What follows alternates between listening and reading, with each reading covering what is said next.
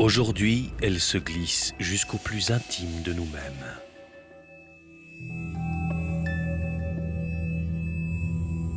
L'intelligence artificielle reproduit nos pensées. Elle pénètre au cœur de nos cellules pour décrypter notre code génétique. Pas un domaine qui lui échappe. Elle apprend déjà à conduire nos voitures. Elle pilote des robots qui travaillent plus dur que nous.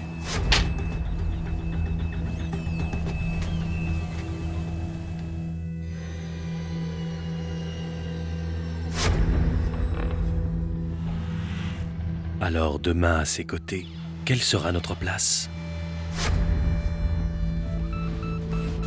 Depuis 10 ans, nous glissons chaque jour dans nos poches un ami indispensable, qui est aussi un formidable mouchard.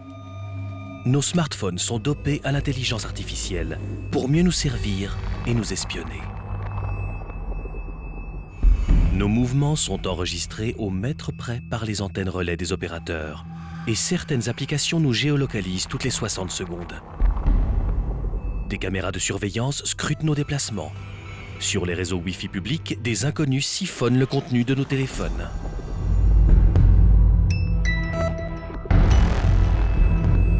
Dans la chaussée, des capteurs enregistrent nos trajets.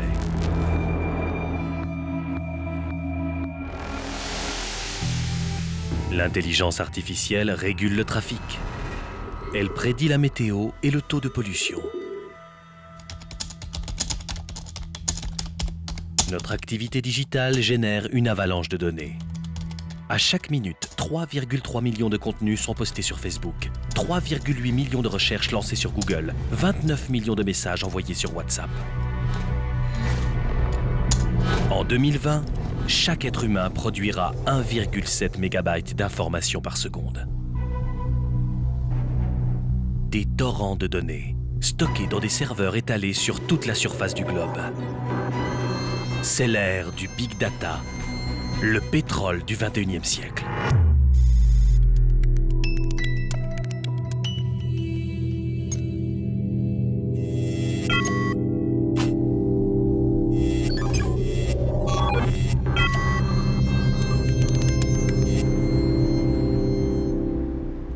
À Paris, en mars dernier, 15 000 participants ont déboursé des milliers d'euros pour accéder au salon du Big Data.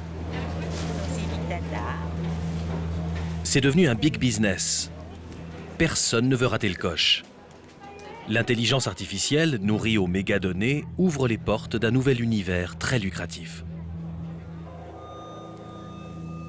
Avec un mot magique, le machine learning, ou quand la machine devient capable d'apprendre toute seule. Depuis 5 ans, cette technologie a fait décoller l'intelligence artificielle. Aujourd'hui, des algorithmes peuvent nommer instantanément les objets filmés par une caméra. Mais la reconnaissance d'images a bien d'autres ambitions.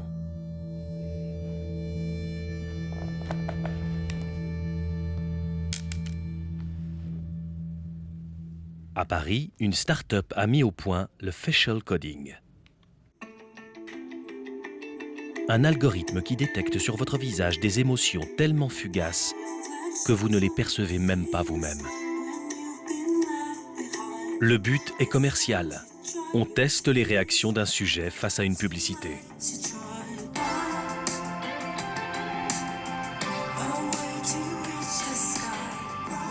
L'avantage de nos outils, c'est d'avoir une lecture directe sur les émotions. 90% des choses qui nous impactent dans une journée n'est traité que par l'inconscient. Donc nos algorithmes et l'intelligence artificielle permettent de stocker toute cette information, ce que ressentent les consommateurs seconde par seconde.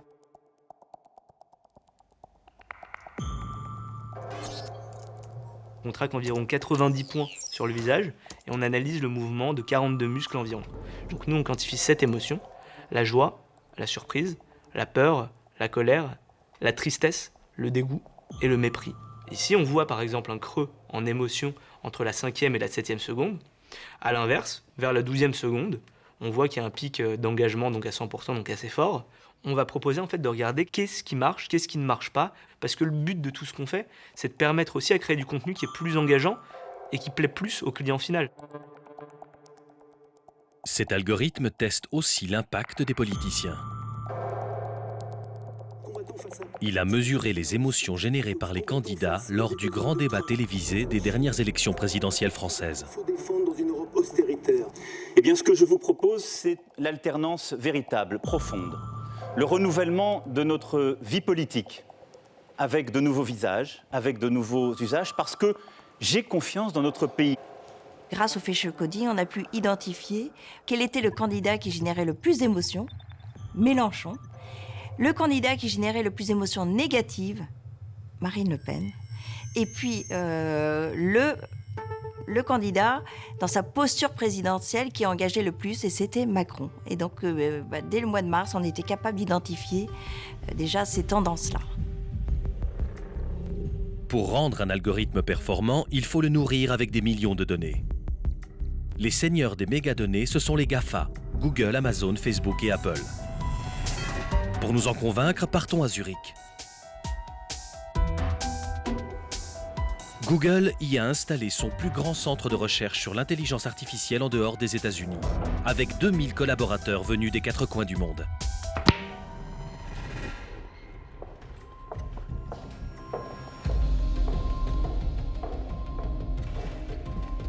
Google a toujours été enthousiasmé par l'intelligence artificielle.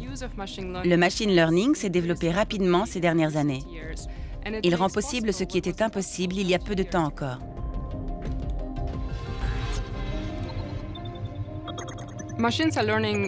Les machines n'apprennent pas comme les humains. Elles ont besoin de voir beaucoup d'exemples pour comprendre le contenu d'une photo. Si vous apprenez à l'ordinateur à reconnaître un chat, vous devez lui montrer énormément de photos de chats. Ensuite, il essaye de deviner le contenu de nouvelles images. Chaque fois qu'il se trompe en confondant un chat avec un chien, il ajuste un peu ses paramètres. Et ce n'est qu'après avoir vu des millions d'exemples qu'il pourra différencier un chat d'un chien aussi bien que le ferait un humain.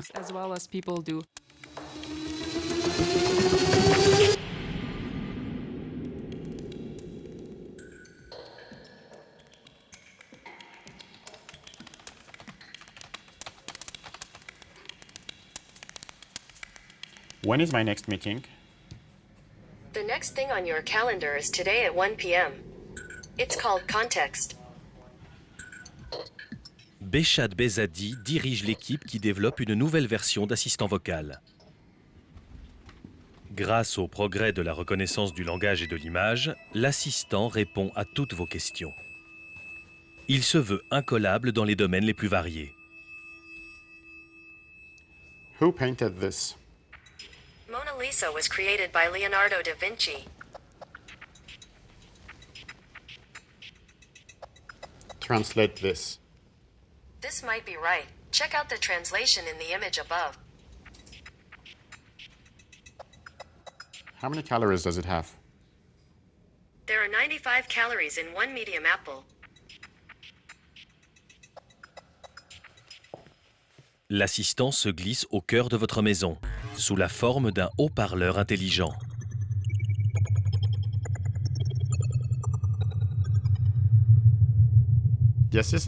Plus vous utilisez l'assistant, plus il s'améliore.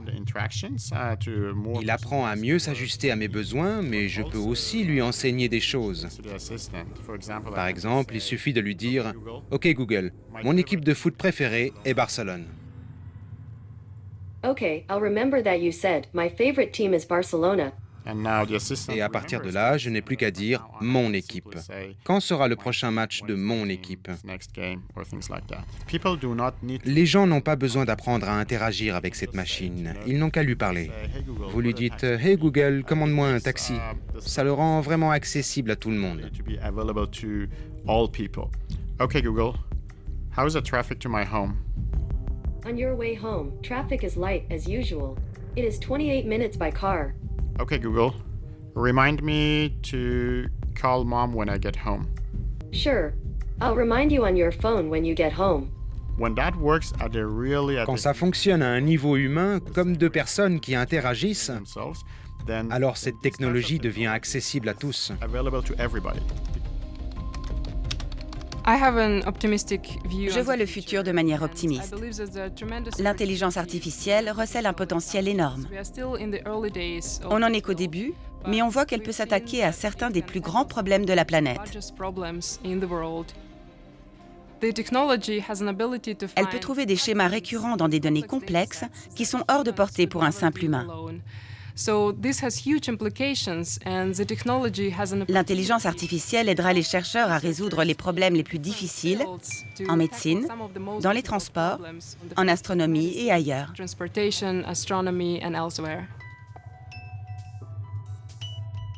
La santé, les astres, les transports. Décidément, les ambitions sont sans limite. Pour trouver des applications concrètes, envolons-nous vers une ville intelligente.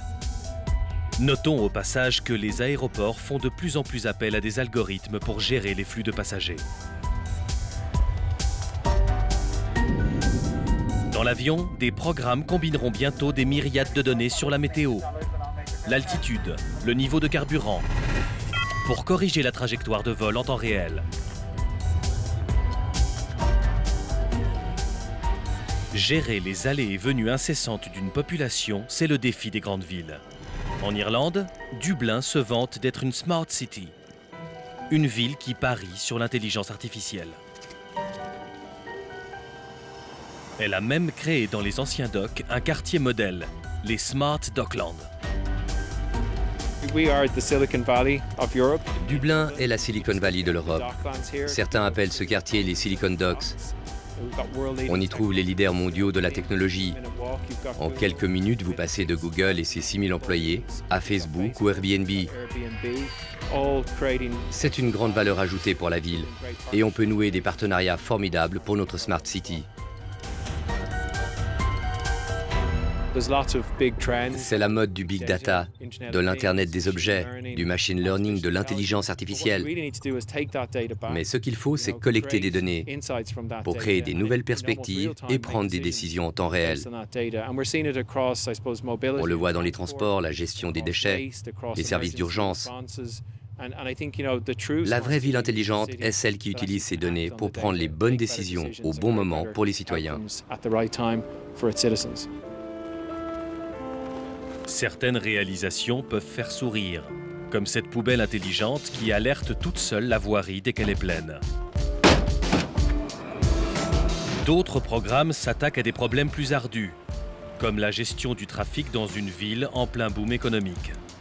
La municipalité a posé des caméras et des capteurs un peu partout.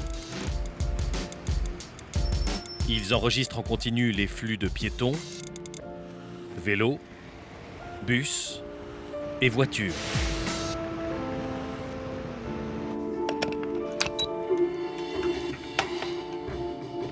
Comment gérer ce déluge de données?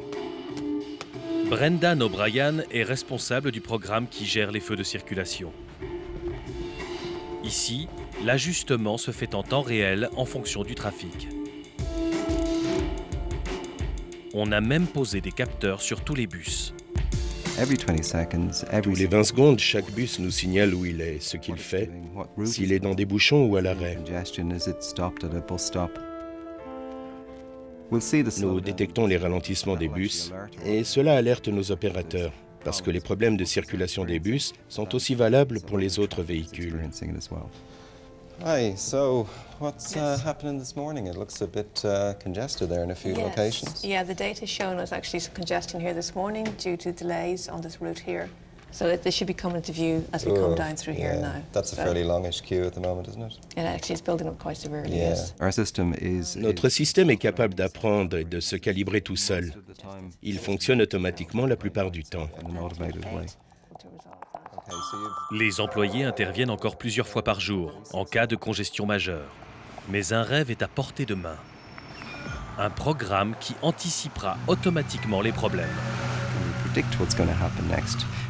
Pouvons-nous prédire ce qui est sur le point d'arriver? En voyant tous ces véhicules, pouvons-nous anticiper d'une demi-heure et dire « il y aura des bouchons ici et là si on ne fait rien ». On pourrait utiliser toutes ces sources de données pour trouver des schémas récurrents. Ça nous permettrait de décider quoi faire ensuite. La municipalité possède des montagnes de données, mais pas l'expertise nécessaire pour les faire parler. Elle s'est donc alliée à IBM, qui a ouvert en 2011 un laboratoire de recherche aux portes de la ville. Une fois que vous avez investi pour poser des capteurs sur l'ensemble d'un réseau routier, vous pouvez récolter des données. Ensuite seulement, vous pouvez les traiter grâce à l'intelligence artificielle pour faire des prédictions ainsi que des suggestions. La cheville ouvrière de l'intelligence artificielle, c'est le data scientist, l'expert en mégadonnées. Il raffine et combine sans relâche les sources les plus diverses pour trouver des corrélations cachées. Nous intégrons énormément de données et de sources différentes. C'est le principal défi, les données sont très hétérogènes. Chacune ne nous montre qu'une partie du tableau. Il est très difficile de comprendre pourquoi un embouteillage se produit. On peut détecter que telle route est bloquée, mais les raisons précises restent souvent obscures. Souvent, la solution consiste à ajouter une nouvelle source de données. IBM mise sur l'analyse des messages émis sur Twitter. Twitter nous permet d'associer un événement à des messages géolocalisés. Par exemple, il y a eu un concert, 70 000 spectateurs sont en train de quitter les lieux et certains tweetent que le trafic est fortement ralenti dans les environs. Twitter est vraiment utile pour expliquer les choses.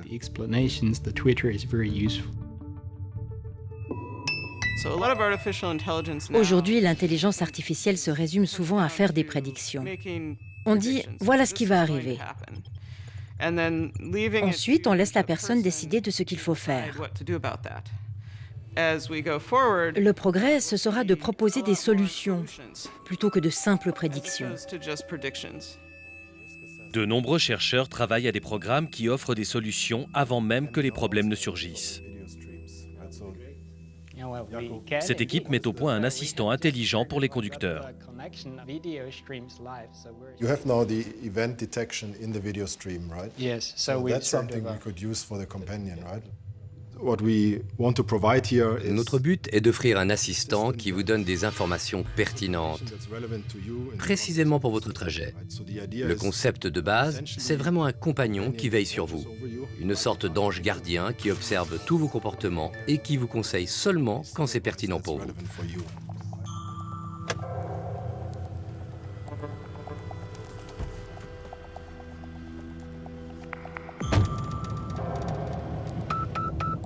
Just detected something. It seems you're going to UCD, Belfield. Is that correct? That is correct, yes. You should enter UCD through the northeast gate at Stillorgan Road. Is that okay? Can you explain to me why? Because the UCD internal gates are closed now. Can I suggest the best parking spot to you? That will be great, yes. Même plus besoin de poser des questions. L'assistant prend spontanément la parole quand il le juge utile.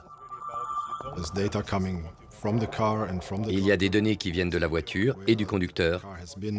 Par exemple, quel trajet j'ai fait dans le passé, où je me dirige maintenant. Mais beaucoup de données proviennent de l'environnement, comme le trafic, la météo, ou même les réseaux sociaux et les données publiques. C'est quoi cette caméra devant vous? Cette caméra nous permet de détecter dans quel état se trouve le conducteur pour l'inclure dans notre modèle d'intelligence artificielle. En incluant l'état cognitif du conducteur, on améliore la prévention des risques. Si vous êtes capable de détecter que quelqu'un est préoccupé, l'assistant peut se comporter de manière plus proactive que si le conducteur est bien concentré.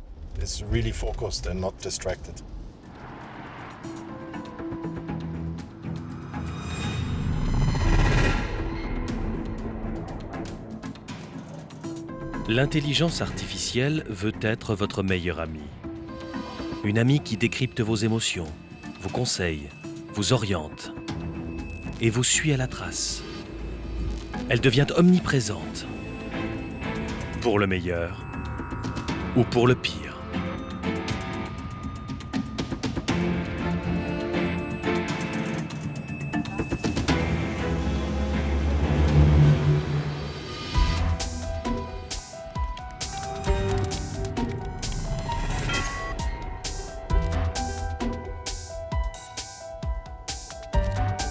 Pour trouver un pays à la pointe de la médecine digitale, il faut voyager vers le nord. La Finlande a saisi très tôt le potentiel d'un mariage entre données de santé et technologie numérique. L'intelligence artificielle devient un outil privilégié pour assister les soignants. L'hôpital d'Helsinki est le plus grand du pays. On y met au point des algorithmes capables de révolutionner la prise en charge des malades.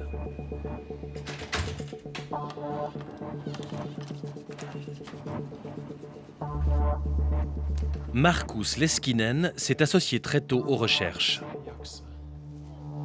Son unité accueille des prématurés pesant moins d'1,5 kg et dont la vie ne tient qu'à un fil.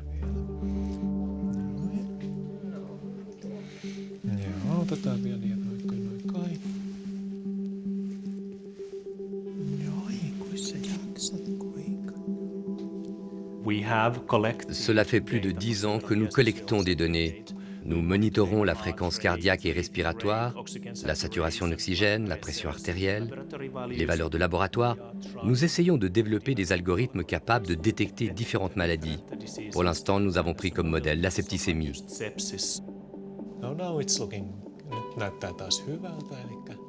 Le système immunitaire des prématurés est très faible. Ils sont particulièrement exposés au risque de septicémie. Cette infection généralisée peut provoquer de graves séquelles neurologiques, comme des retards cognitifs. Elle s'avère même mortelle dans 10% des cas. Au début, l'ordinateur a besoin d'apprendre si un patient a souffert de septicémie ou pas. Donc nous lui disons « Ok, ce patient a été atteint, mais pas celui-là ». Et nous lui demandons de découvrir ce qui différencie ces deux groupes. L'ordinateur essaye de trouver des règles et il apprend tout seul à détecter une septicémie.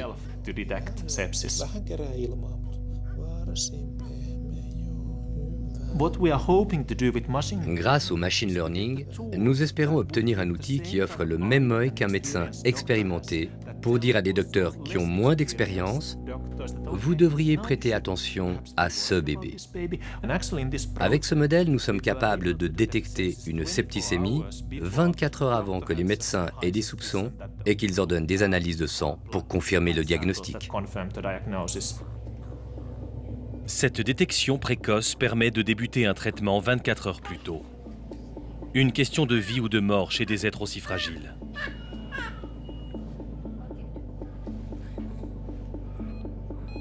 Les analyses accumulées par chaque patient tout au long de sa vie forment un big data. En Finlande, depuis 20 ans, on les regroupe dans un dossier électronique centralisé.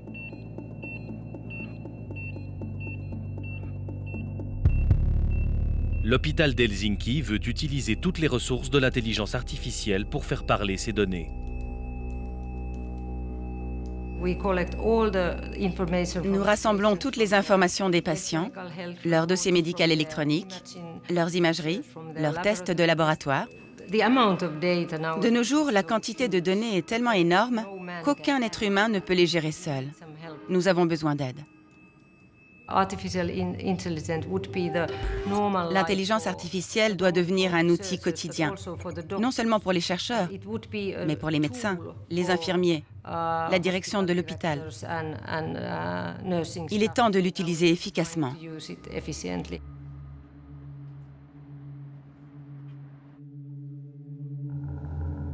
Un autre programme de recherche concerne les victimes de traumatismes crâniens. Souvent plongés dans un coma profond, il est difficile d'évaluer leur état, qui peut se modifier très rapidement.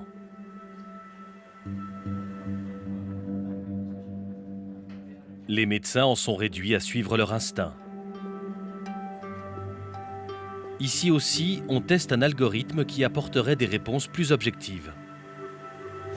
So here we have a 60-year-old severe trauma patient, non-operated, external ventricular drain to control high intracranial pressure, IVD's threshold to 15 water centimeters, and we'll continue like this one more day.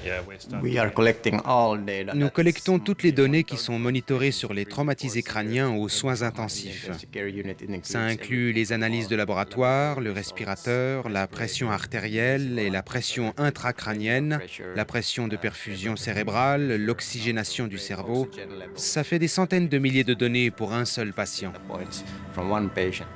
So you can see that he's obeying commands, the motor response is all right. All good. C'est impossible pour un médecin de prendre en compte tout ça pour poser un pronostic objectif et raisonnable. C'est là qu'intervient l'intelligence artificielle.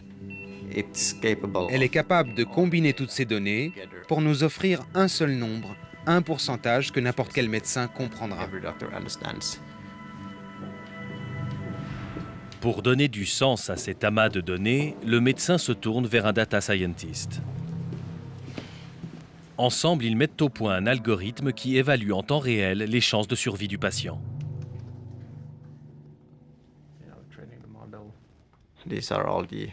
Voilà toutes les variables que l'algorithme prend en compte. Il les synthétise et on peut voir ici des prédictions en temps réel de l'état du patient. Pour l'instant, le modèle prédit la probabilité de survie à 30 jours. C'est la première étape. Si l'on voit que la probabilité de survie diminue, alors on sait que l'état du patient se péjore.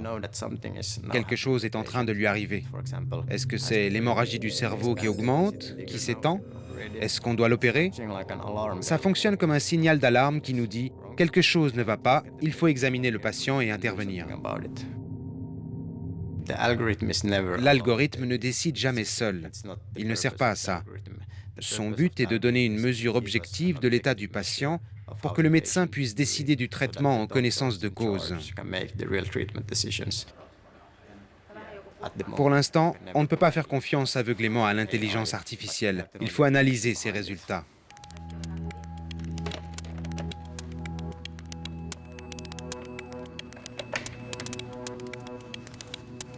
Une autre source de big data médical provient de notre génome.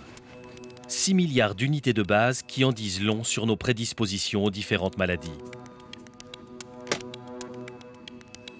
La Finlande vient de lancer une recherche d'une ambition encore jamais vue, le projet FinGen. Le but est d'analyser le génome de 10% de la population, soit 500 000 Finlandais. Dans ces cuves remplies d'azote liquide, on peut conserver pendant plusieurs décennies des échantillons de sang ou de tissus humains. L'ADN qu'on va en extraire permettra d'entrer dans une nouvelle ère, celle de la médecine personnalisée et prédictive.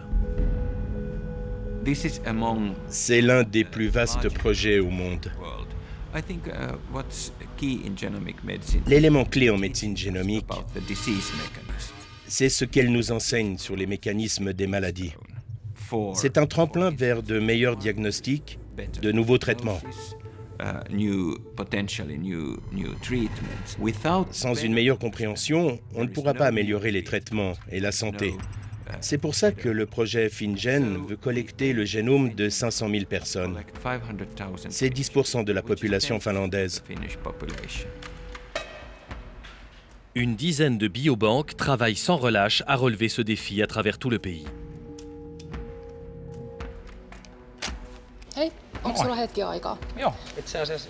À l'hôpital d'Helsinki, une infirmière guette chaque patient pour le convaincre de faire don de son ADN.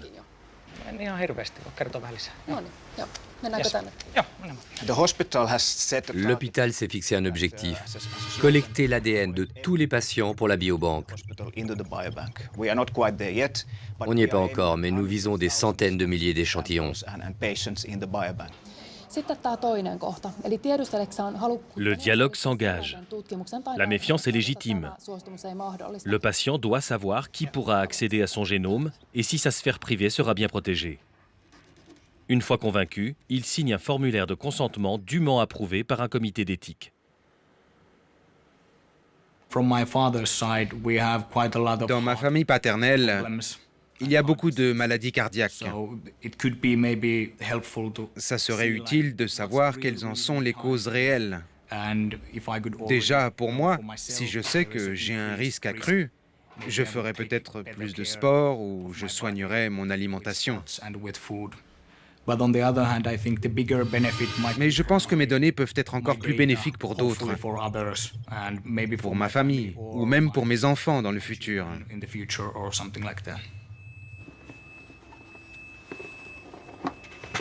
Les données génétiques sont ultra sensibles. Elles donnent des renseignements valables toute une vie pour le donneur comme pour sa famille directe. Ici, les échantillons sont codés. Seule la biobanque peut retrouver l'identité du donneur. Une fois le génome séquencé, il sera mis sous une forme anonyme à la disposition des chercheurs. 95% des patients sollicités disent oui.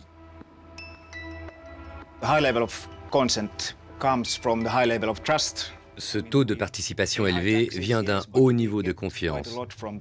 Ici, on paye beaucoup d'impôts, mais on obtient beaucoup en retour. Le système de santé est quasi gratuit. Les frais de participation réduits au minimum. Et puis en Finlande, comme dans d'autres pays nordiques, il y a une longue tradition de confiance envers le gouvernement et la recherche universitaire.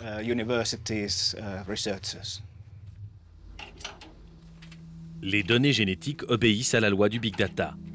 Plus on en a, mieux c'est. Mais chaque génome est unique, avec ses variables bien à lui. C'est ce qui rendra la médecine du futur infiniment plus précise. Les diagnostics et les médicaments seront adaptés à chacun.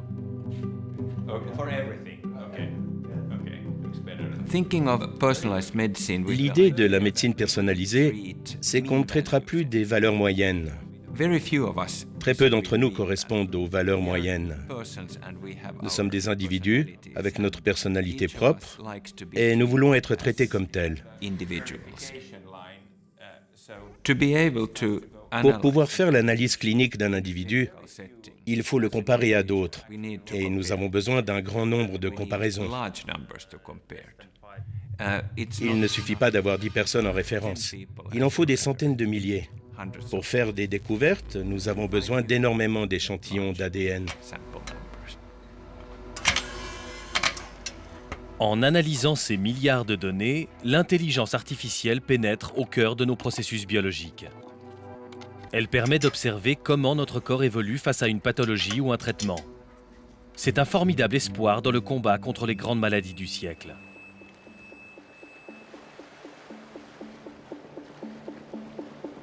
Le cancer tuera près de 10 millions de personnes cette année dans le monde.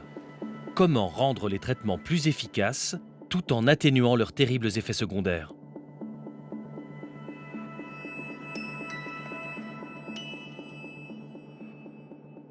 Olli Karpen est médecin et chercheur à l'université d'Helsinki. Lui aussi parie sur les ressources de l'intelligence artificielle. Je suis médecin pathologiste. Et savez-vous ce que les gens pensent des pathologistes? Ils peuvent tout faire, tout comprendre, mais toujours trop tard.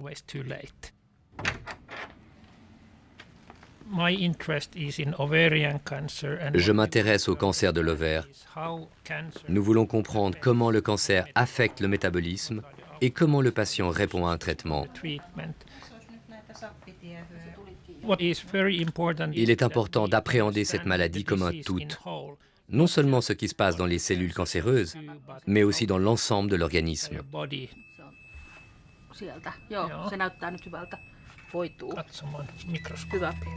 Pour scruter en profondeur les réactions de notre corps, il faut analyser le métabolisme. C'est l'ensemble des réactions chimiques qui se produisent en nous à chaque seconde. Elles libèrent des molécules qui donnent des informations précises sur nos processus biologiques. On les appelle des biomarqueurs.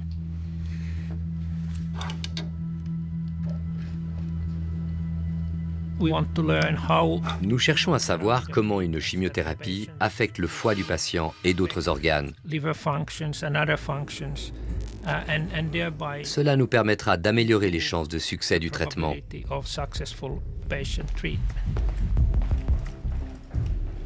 La clé des progrès futurs se trouve dans des algorithmes qui combineront les données génétiques et métaboliques. Les informations génétiques restent stables, mais le métabolisme change tout le temps.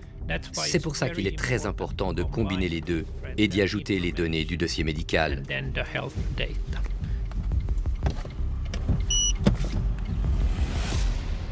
Pour obtenir ces précieuses données métaboliques, Olli Karpen fait appel à une start-up fondée il y a 4 ans. Un échantillon de sang permet de mesurer plus de 200 biomarqueurs en quelques minutes.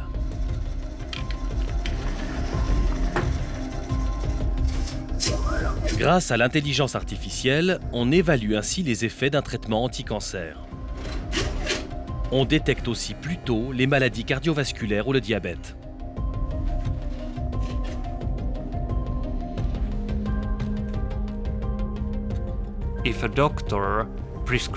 Si un médecin vous prescrit un changement de mode de vie, faire de l'exercice, commencer un régime par exemple, nous pouvons suivre ce qui se passe dans votre corps grâce aux biomarqueurs. Nous pouvons mesurer comment vos risques diminuent face à des maladies chroniques comme le diabète ou l'infarctus. On entre dans l'ère de la médecine personnalisée.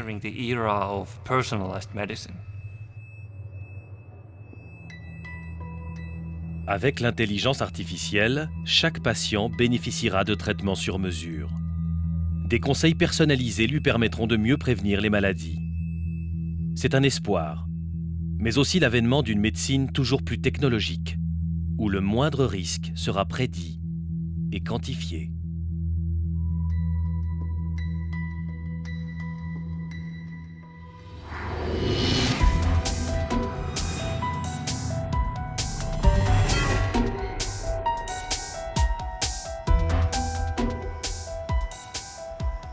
Voici la ville d'où sortent 90% des objets électroniques consommés dans le monde. À Shenzhen, smartphones, tablettes et autres consoles de jeux made in China sont fabriqués à la pelle. Tous les géants américains y ont leur chaîne de production. On y assemble des produits de marque, mais aussi leurs copies locales bon marché. Le centre-ville abrite un gigantesque bazar de l'électronique. De quoi tourner la tête, même à des étudiants issus des hautes écoles suisses. C'est incroyable ce que tu peux trouver ici dans une journée. Tu commences le matin et tu trouves tout ce que tu as besoin. Du coup, c'est comment aller au marché, acheter des légumes, acheter des fruits, mais on achète de l'électronique. Tout est possible, tout est trouvable, il faut juste savoir chercher le bon endroit. Ils sont une trentaine d'étudiants romans en électronique, design ou gestion. Pour eux, il est plus utile aujourd'hui d'explorer Shenzhen que la Silicon Valley.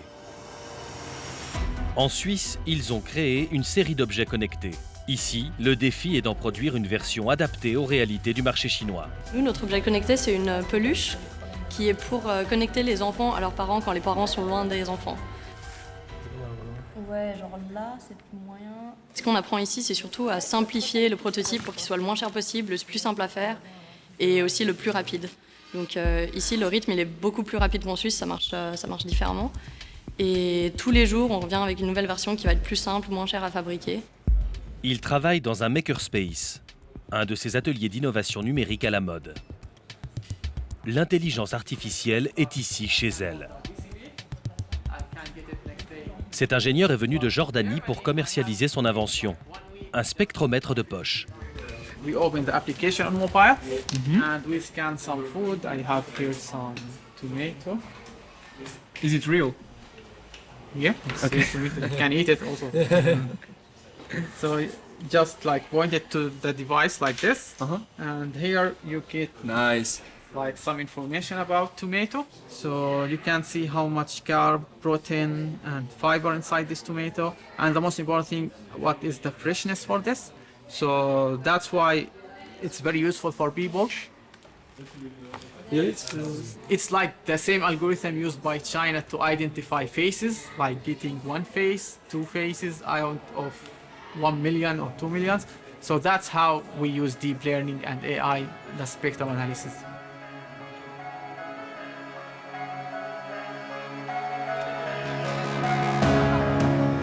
En Chine, tout obéit à la loi des grands nombres. Avec 1,4 milliard d'habitants, dont plus de la moitié connectés grâce à leur portable, c'est la patrie du Big Data.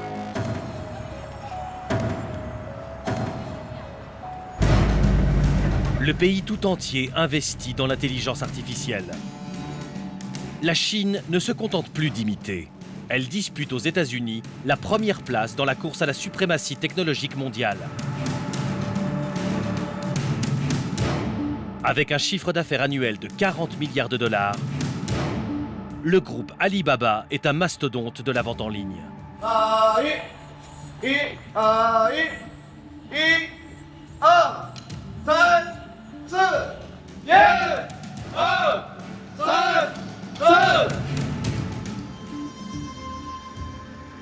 Alibaba a investi 15 milliards de dollars dans des centres de recherche en Chine, aux États-Unis, en Russie et en Israël. Ces investissements sont essentiels pour notre entreprise. Sans la technologie de l'intelligence artificielle, ce sera difficile. Pas seulement pour Alibaba, mais pour les autres compagnies aussi. C'est pour ça que nous investissons beaucoup d'argent, pour améliorer l'expérience du client. Cette robe vous plaît? En un clic, Alibaba vous propose une myriade de modèles similaires. Il ne lui faut qu'une seconde pour passer en revue des millions d'articles disponibles sur son site.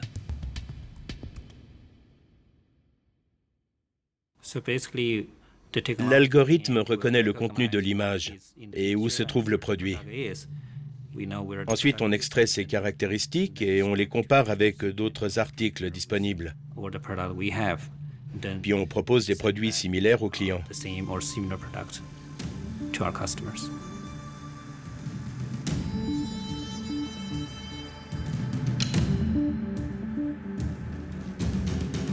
Encore bien plus que nous, les Chinois sont devenus totalement dépendants de leur téléphone portable. Tout est centralisé sur quelques plateformes, comme le très populaire WeChat, qui revendique 1 milliard d'utilisateurs mensuels.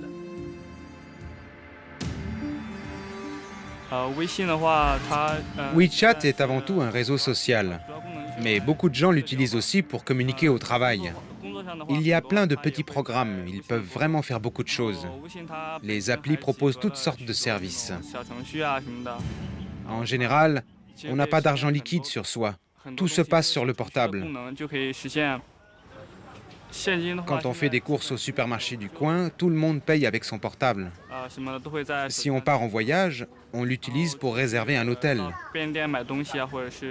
Par exemple, j'ai une appli pour réserver des chambres en ligne.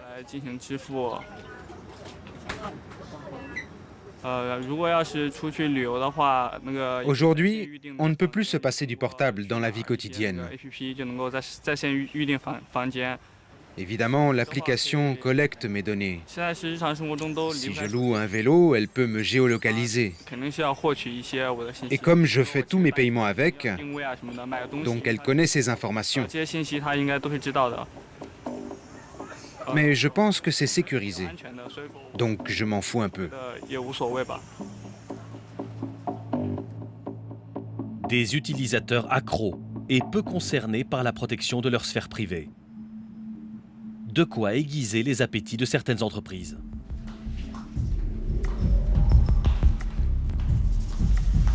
Cette firme est spécialisée dans le traitement de données extraites des smartphones. Les chiffres donnent le vertige. 731 millions d'utilisateurs sont passés au crible chaque mois. Les villes sont inspectées à la loupe. Voici Harbin, 10 millions d'habitants. On visualise les flux de pendulaires quartier par quartier.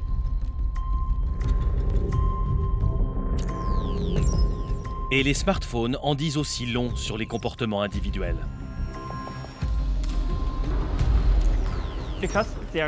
Grâce aux données issues des capteurs des portables, nous pouvons dire ce que fait l'utilisateur. On sait s'il est en train de marcher ou de courir. Si on le géolocalise près d'un centre commercial, On peut en déduire qu'il fait du shopping. S'il est dans un parc, il fait peut-être une pause détente. Si le portable voyage beaucoup, c'est peut-être un homme d'affaires.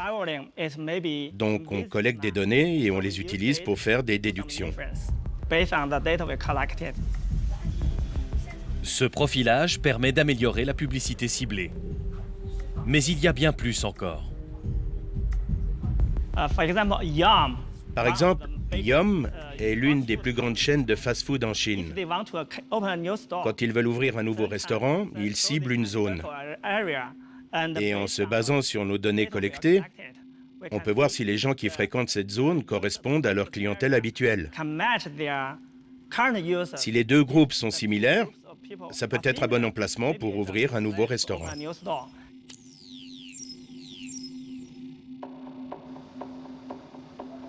La masse de données émises par les portables augmente sans cesse grâce à des applications toujours plus nombreuses.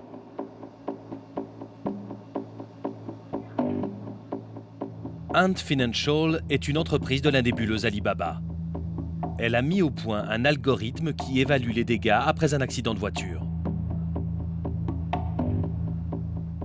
L'application repère et analyse les dommages en un clin d'œil. Un clic et le rapport est transmis à votre assureur. L'application calcule aussi l'augmentation de prime que ce dégât vous vaudra.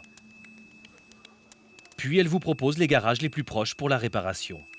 Un gain de temps pour le client et une belle source d'économie pour l'assureur. Car l'application repère les incohérences et les déclarations frauduleuses. 10 à 20% des coûts opérationnels sont dus à des fraudes. Si on parvient à éliminer ce problème, les assurances peuvent économiser des dizaines de millions de yuan chaque année.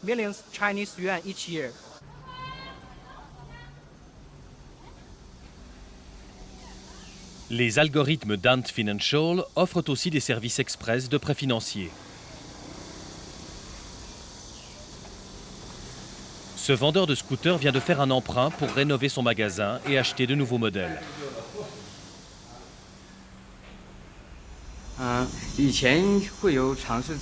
Au début, j'ai essayé d'aller dans une banque, mais elle avait besoin de beaucoup de documents. Il y avait énormément de procédures, c'était très long.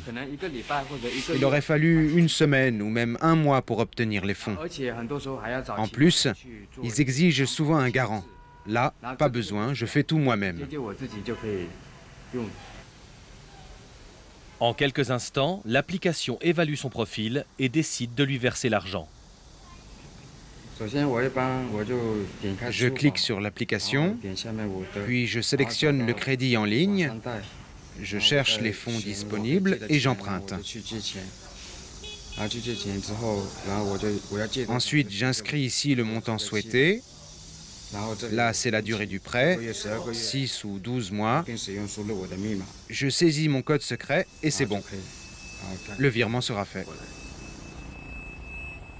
Cette application se vante d'offrir une chance aux millions de Chinois dépourvus de compte en banque.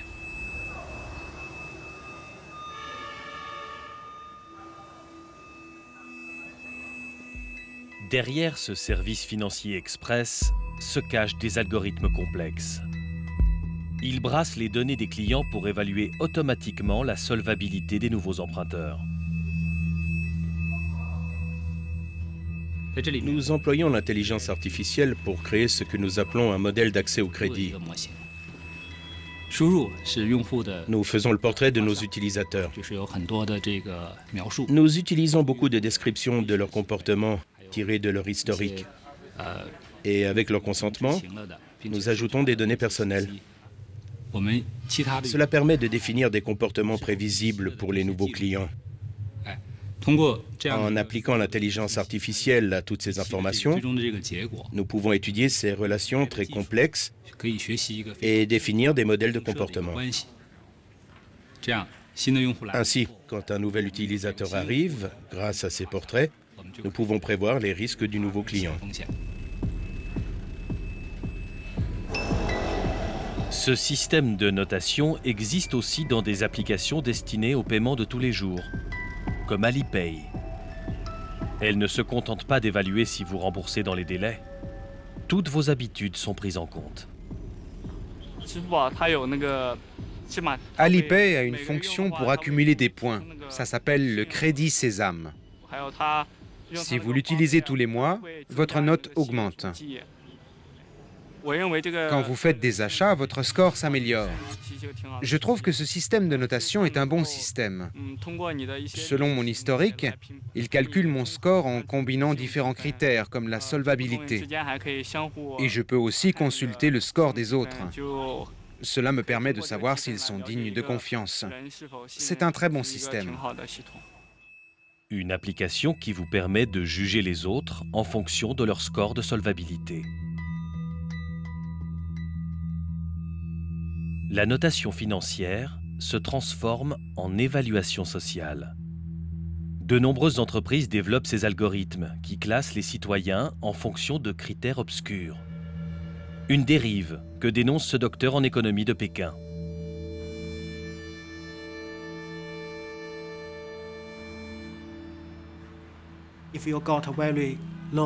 Si vous avez un score très bas, vous serez exclu de nombreux services de commerce en ligne. Et même dans la vie réelle, on vous refusera des opportunités commerciales. Votre vie quotidienne deviendra difficile. Certaines personnes jugeront que si votre score n'est pas assez haut, ce n'est pas intéressant d'être votre ami. Il y a même des sites de rencontres qui affichent votre crédit Sésame. Si votre score est bas, les gens pensent que vous n'êtes pas fiable et ils refusent de vous rencontrer. Les algorithmes de notation financière ne sont pas les seuls à scanner les individus. L'espace public est quadrillé par la vidéosurveillance.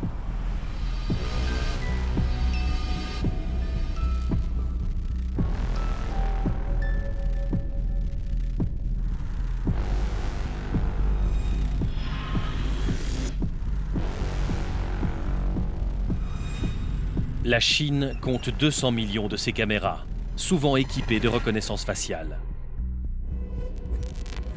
Exemple à ce carrefour de Shenzhen. Il y a plein de caméras là, si tu traverses au rouge, regarde. Là il y a l'écran, ils expliquent comment ça fonctionne. C'est vraiment une invasion de la vie privée. Ben, c'est un peu bizarre quand même. Genre, le gouvernement il a toutes les têtes des gens et ils arrivent à les reconnaître. Faire les reconnaissances à la minute près, c'est incroyable, c'est dans cette situation. Bah, surtout de chercher dans une base de données qui est genre gigantesque. Cette installation est un dispositif de contrôle social. Dès qu'un piéton traverse au rouge, la caméra capte son image et puise dans les bases de données de l'État pour retrouver son identité. En quelques secondes, la photo et le nom du contrevenant s'affichent sur un écran géant à la vue de tous.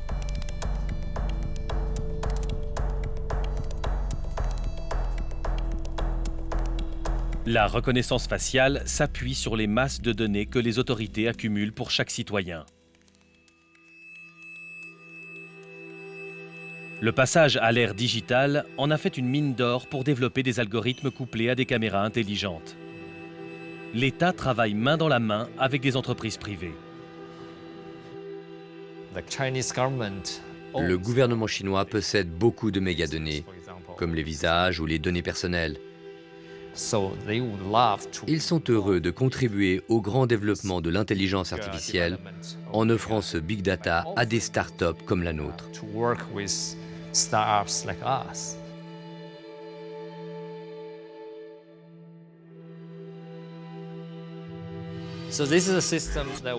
Voici le système que nous avons développé pour la police.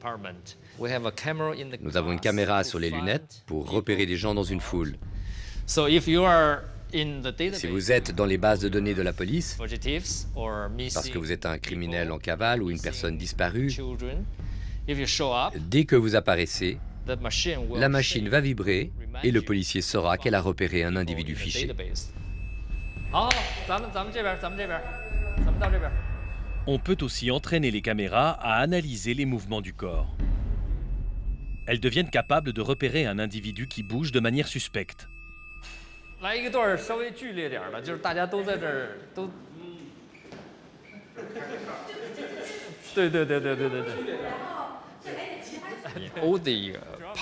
Dans tous les espaces publics, le système va identifier certains schémas de comportement, comme des gens qui se mettent à courir ou à se battre. La caméra peut même travailler en combinant l'image et le son. Si le système détecte un son particulier, un coup de feu ou des gens qui crient à l'aide, il va automatiquement orienter la caméra dans cette direction. Ça permettra de savoir ce qui est en train de se passer.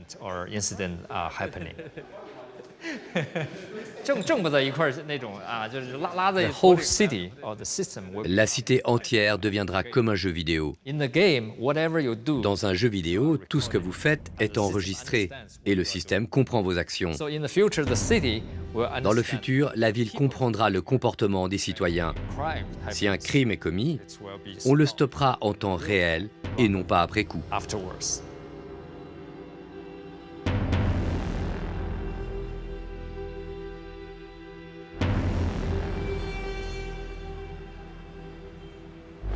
La surveillance numérique totale est déjà bien plus qu'un scénario de jeu vidéo. Le gouvernement annonce pour 2020 la mise en place d'un système appelé le crédit social. Chaque citoyen se verra attribuer une note grâce aux données tirées de son comportement.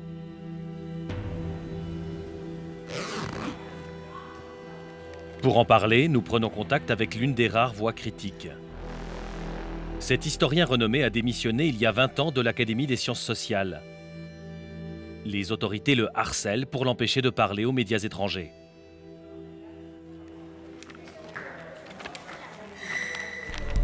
Il nous donne rendez-vous dans un endroit où il est sûr de ne pas être repéré.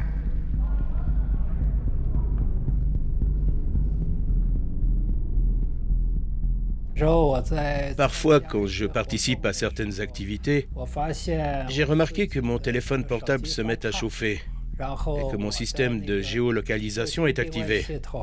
En fait, je suis surveillé.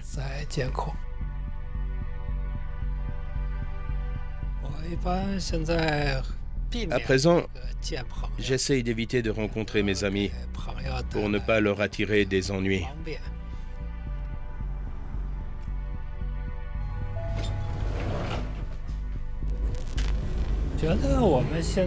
Les autorités peuvent connaître tous mes faits et gestes, tous mes déplacements grâce aux caméras. Je pense que nous sommes en train de vivre la situation décrite par George Orwell dans son roman 1984. Sauf que c'est une version 2.0 et même une version améliorée. Le crédit social intégrera votre comportement sur Internet et les réseaux sociaux. Si les sites que vous consultez ou les contenus que vous partagez sont jugés non conformes, votre note baissera. On vous refusera l'accès à un logement, à un prêt bancaire ou à une profession. On limitera vos déplacements en vous interdisant l'avion ou le train.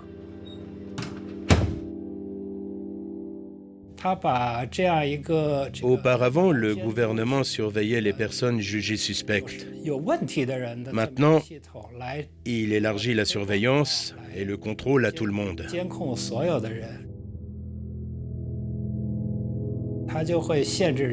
Cela va limiter la liberté de beaucoup de gens. Si vous ne pouvez plus prendre l'avion, si on vous interdit de faire des paiements électroniques, votre vie sera entièrement sous l'emprise du gouvernement. Je trouve que c'est encore bien pire qu'avant. Quand toutes ces technologies n'existaient pas, c'était moins terrible.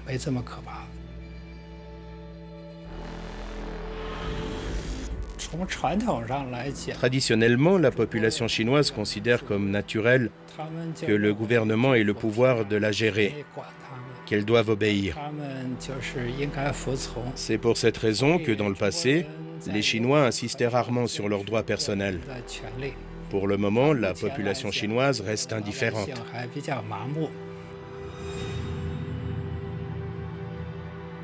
Indifférence ou ignorance? De nombreux Chinois disent n'avoir jamais entendu parler de ce projet de surveillance totale inventé par leur gouvernement.